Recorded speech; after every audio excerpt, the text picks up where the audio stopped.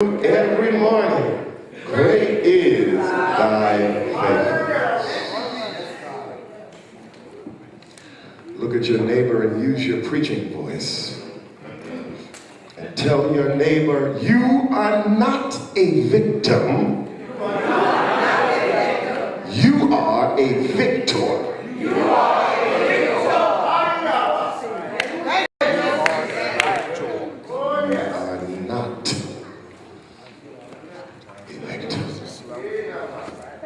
The 5 chapters of Lamentations are 5 beautiful elegies.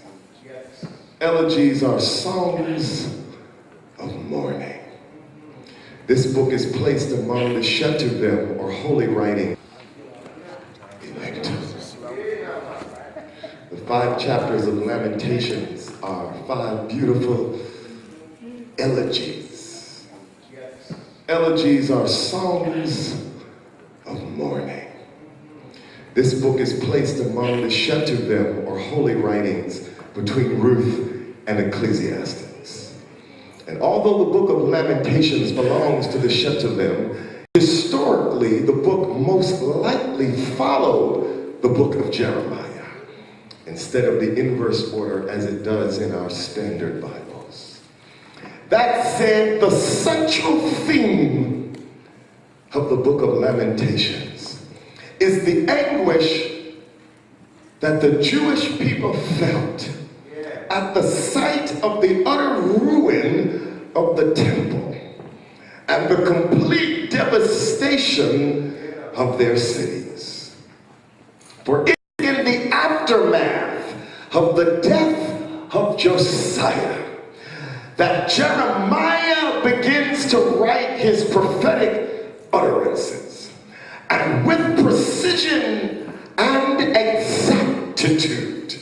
I tell you, the prophet describes that Israel would be subdued by Nebuchadnezzar and the Babylonian Empire.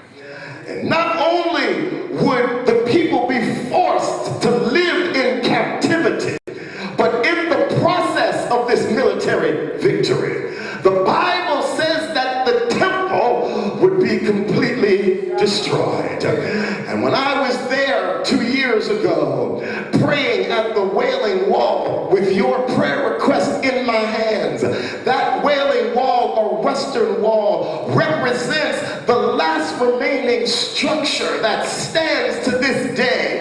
It was the only wall from Solomon's temple that is still standing. Because when Nebuchadnezzar came into Israel, he destroyed the temple. He burned the Holy of Holies. He burned all of their social and financial institutions. He destroyed the infrastructure of the society. He brought down that nation to its knees. And here in the book of Lamentations, Jeremiah, from the pit of his soul, is expressing the misery that is being felt by a nation. And this is the driving force of Lamentations.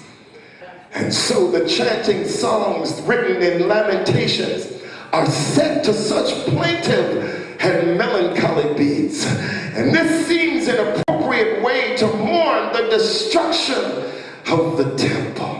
And perhaps this helps to explain why these national hymns breathe such exquisite pathos as they express the national woe. Oh, can't you hear the death wail in Zion? For as Jeremiah writes, you can see that